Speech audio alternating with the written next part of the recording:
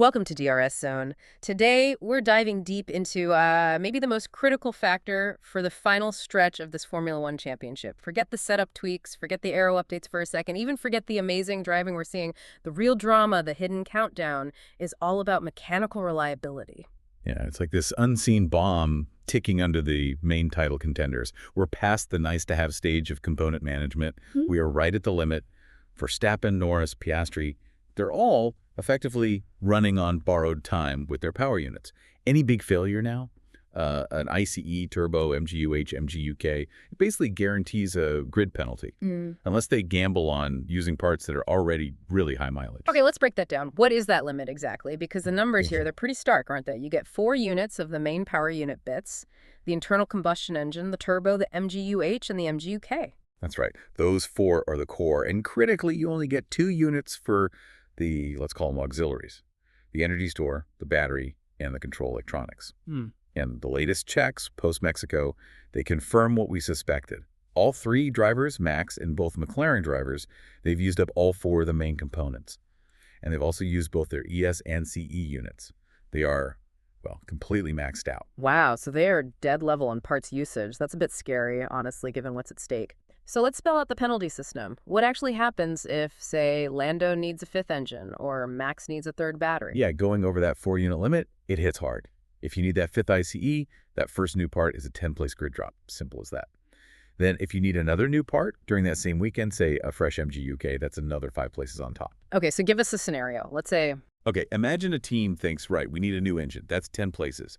And maybe they say, you know what, let's change the MGU-K too, just to be safe. That's another 5. So 15 places total. Not great, but you can potentially recover from P15 or P16. But here's the real kicker. If they need just one more thing, maybe a turbo as well, that pushes them over the 15 position mark. And the rules are clear. More than 15 places total in penalties. Automatic start from the back of the grid. Full stop. Right. That's the nuclear option. Your Sunday is basically over before it starts, no matter how fast the car is. And it's not just if they need a new engine part, is it?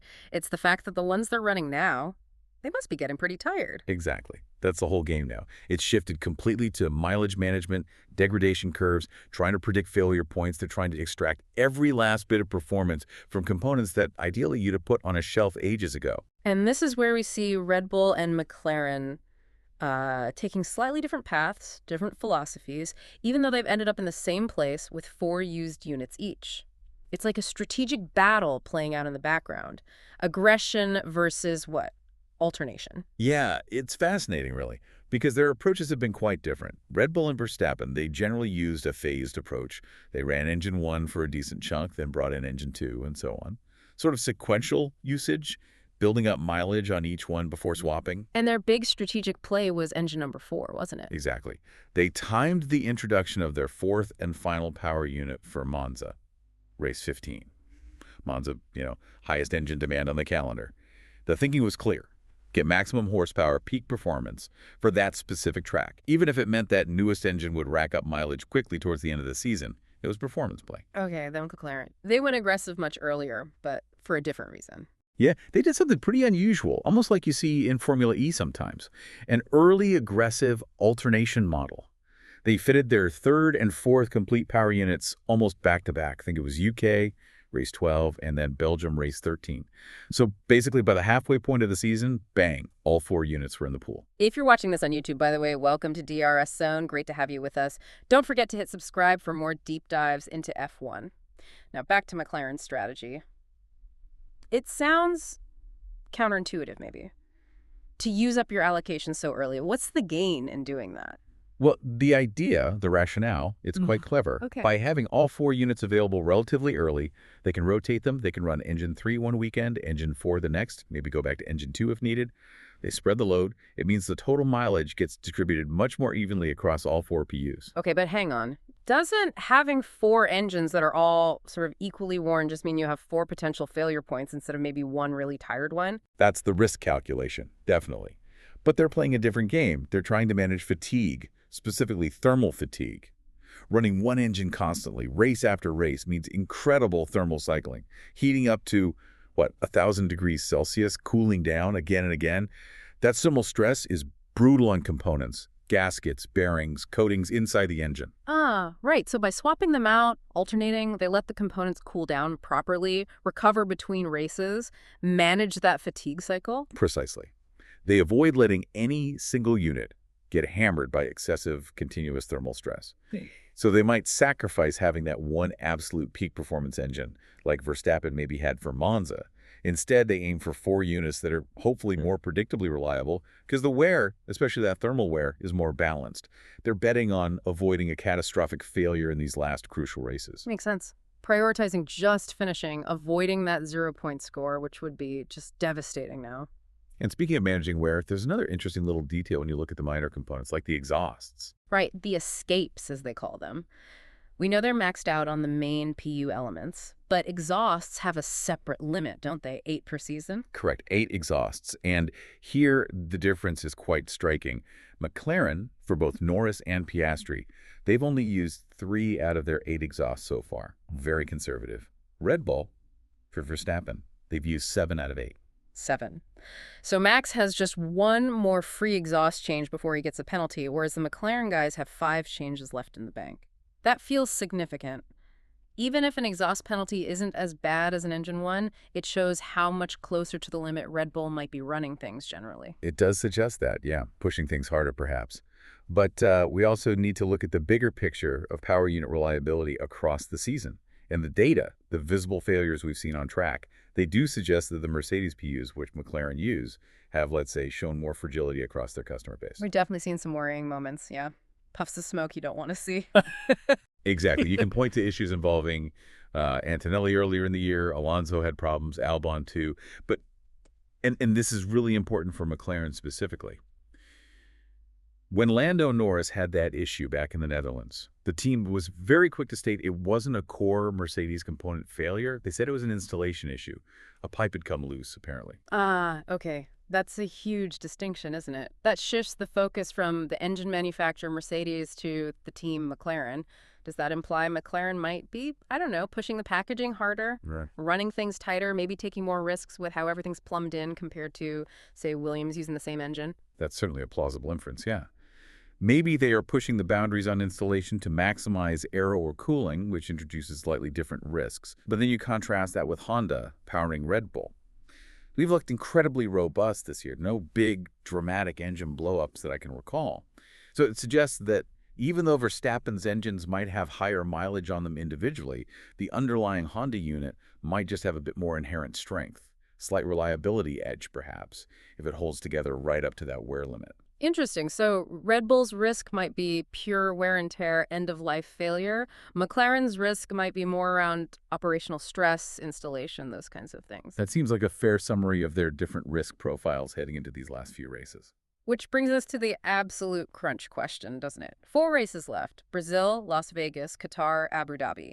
Is it better to bite the bullet, take a guaranteed 10-place grid drop now with a fresh engine part, or do you gamble, push the current worn engine, and risk a DNF later? Because a DNF now, that's basically championship suicide, isn't it? Oh, absolutely. You just cannot recover the points lost from a retirement at this stage. It's terminal for your chances. The teams know this. They're all desperately hoping they can pull off what McLaren actually managed last year, getting through the whole season on just 4 power units. The Red Bull needed 6 then, partly due to accidents and wear. Let's look at these final tracks then. Why are they particularly dangerous for engines that are, getting on a bit? Okay, Brazil first. Interlagos. The big factor there is altitude. High up, the air's thinner. That means the engine itself struggles for air, so it relies massively on the turbocharger and the MGU-H to force air in and compensate. It puts enormous sustained stress on the turbo assembly, which is, pretty delicate, high-speed bit of kit. So Brazil is tough on turbos. Right. Then we go to Las Vegas. New track, but we know what it's about. Vegas looks like a proper power circuit. Long straights, lots of time flat out on the throttle. That sustained high load is really tough on worn engines. Stresses the crankshaft, the rods, the oil system has to keep up. If someone's got a fatigue crack starting, Vegas is the kind of place it might let go. And then Qatar. You mentioned heat stress before. Yeah, Qatar often means high ambient heat, maybe humidity too.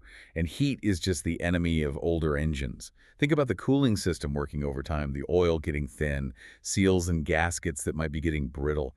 They just struggle to shed heat effectively. Yeah. Especially things like the MGU-H and the battery. They hate excessive heat. It doesn't always cause a big bang failure. Sometimes it's just a gradual loss of performance or a fluid leak that becomes terminal. So the teams are looking at this calendar, looking at their tired engines, and thinking about when to pull the trigger on that penalty. You'd want the fresh engine for the toughest tracks, right? So where's the logical point to take the hit? Well, Brazil or Las Vegas seem like the main candidates. If you change before Brazil, you take the penalty there, but then you have a fresh unit for the high-stress races that follow Vegas and Abu Dhabi. That gives confidence. But it means taking the pain early. If you think you can somehow nerf the current engine through Brazil's unique stresses, then maybe changing just before Las Vegas makes sense. Guarantee maximum speed down those long Vegas straights. It really is a high-stakes game of chicken now. Who blinks first? Who risks the grid drop to avoid that potential DNF? Yeah, it's that classic dilemma. The known pain of the penalty versus the unknown, potentially catastrophic risk of failure. That's exactly the calculation they're making in the engineering trucks right now. If we take the penalty, what's our likely points haul coming through the field? Maybe P7, P6. That's, what, 6 to 8 points? Maybe more if the car's flying? Compare that to the 0 points from a DNF. The penalty, even starting from the back, suddenly looks like the much safer bet, doesn't it? So we come back to that ticking bomb metaphor. This championship might not be won with a spectacular last lap pass. It could genuinely be decided by a puff of smoke trailing from an engine in Brazil or Vegas or Qatar. The pressure on those engineers must be immense. Every single lap now is a calculated risk. They're monitoring hundreds of sensors, listening for tiny changes in sound, just nursing these power units to the finish line, hoping their models are right. Okay, so here's the final thought we want to leave you with. 4 races to go. Everyone's on the component limit. If you were leading the championship right now, would you guarantee yourself a 10-place penalty for a fresh engine in Brazil, knowing the altitude challenge? Or would you roll the dice, hope the current engine survives, and risk it failing under the sheer power demands of Las Vegas? Tough call. And the answer to that could well decide who lifts the trophy. An absolutely fascinating deep dive into the unseen pressures shaping these final races. Thanks for joining us here in the DRS Zone. Make sure you subscribe and follow us for more in-depth F1 analysis like this. We'll catch you on the next one.